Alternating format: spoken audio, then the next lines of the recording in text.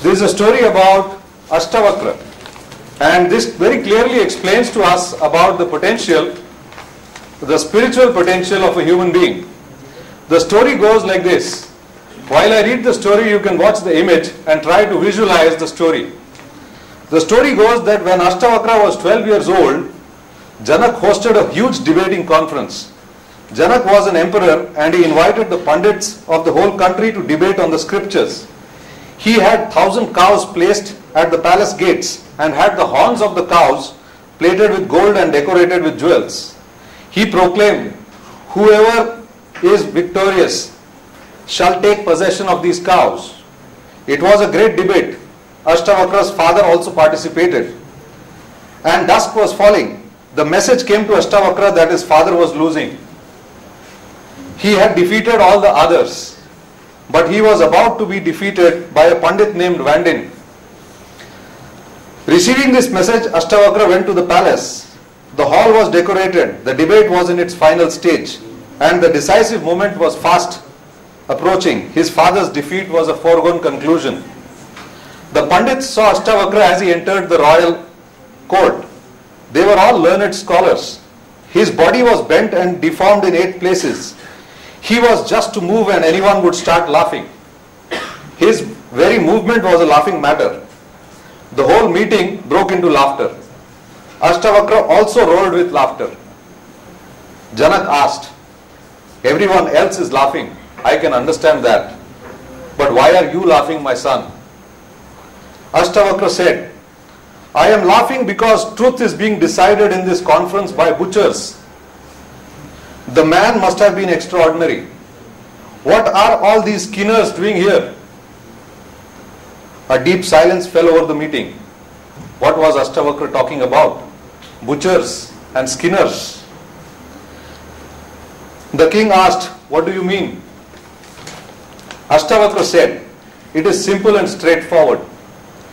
They only see skin. They don't see me. It is difficult to find a man more pure and simple than me, but they don't see this.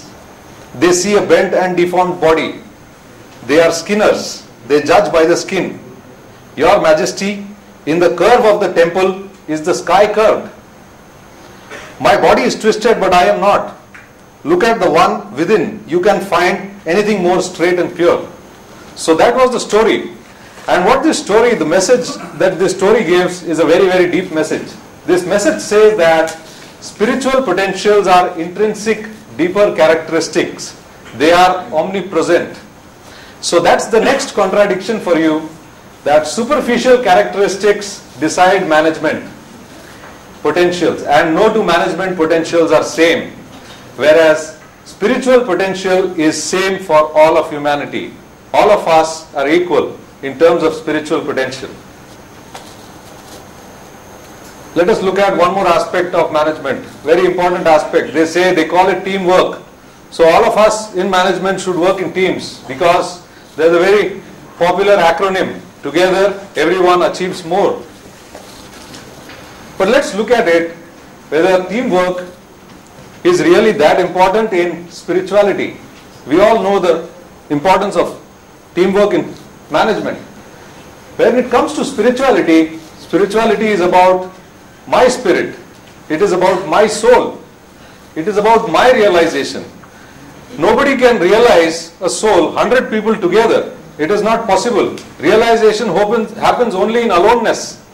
We have never heard even 2 people being realized together. Everybody has a different path. Everybody has to follow this path alone and achieve his own realization. So spirituality is about aloneness. So it's a solo journey, it's unaccompanied, and companions are only distractions in the journey of spirituality. So that's the next contradiction, which says that management objectives are achieved in teams. Management does not have an option. Management has to achieve objectives in teams, whereas spiritual journeys are completed alone. Let us look at spiritual leadership. This is something that we have been talking of in the morning, right since morning. I feel that these 2 words don't go together, in my view. Let me give a disclaimer here, that in my view these 2 words don't go together, because Leadership is about moving ahead of the lot. Leadership is about scoring over the other. Leadership is about the number one position. It is about superiority. I am superior over the other. That is how you can become a leader. It is about winning and beating the competition. Only if you beat the competition, you become number one. Only if you win over the competition, you become number one. And let me tell you, all corporates today, if they are at number 4 position, they would have a target of going to number 3. If they are at number 3, they would have a target to go to 1.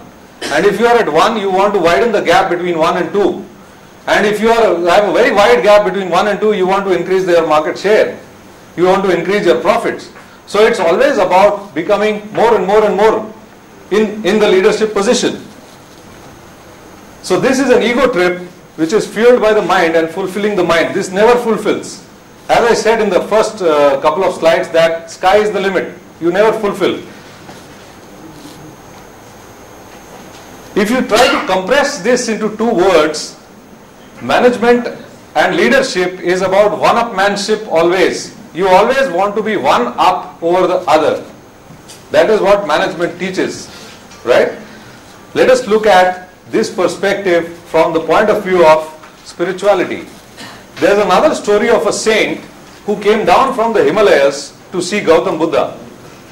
When the Gautam Buddha was born, the story goes that this saint was staying in the same kingdom as the Gautam Buddha, and he had gone to the Himalayas long back, and he had never come down again.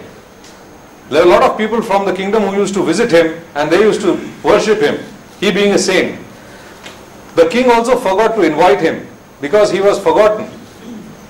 So this saint came down. When he came to know about the birth of Buddha, he came down, and when he came down, he told the king that I want to see the Gautam Buddha. And the king was very happy. He said, my son is very fortunate that you have come down from the Himalayas after so many years to see my son, to bless my son. The saint started crying. The king asked him, why do you cry? The saint said that it is not that the Gautam Buddha is fortunate. I am fortunate to see a pure soul like Gautam Buddha being born. I am fortunate to see this pure soul today, see this child today. And the reason why I cry is that my end is very near. I am very near to death. So I will not see the flowering of this soul. I will not see the blossoming of this soul. So that is why I cry. So that was connectedness. Everybody is connectedness. There is a soul that is born. A soul in the Himalayas comes to know that a pure soul has been born. So that's pure connectedness. Each one of us are connected to each other. Not just human beings, but life, even non-life. Let us see what one element in the earth can make an impact on you. Like the moon. The moon causes the tides in the sea. The nearness to the moon causes more floods and more earthquakes. Gautam Buddha was also enlightened on a full moon day. May not be a coincidence.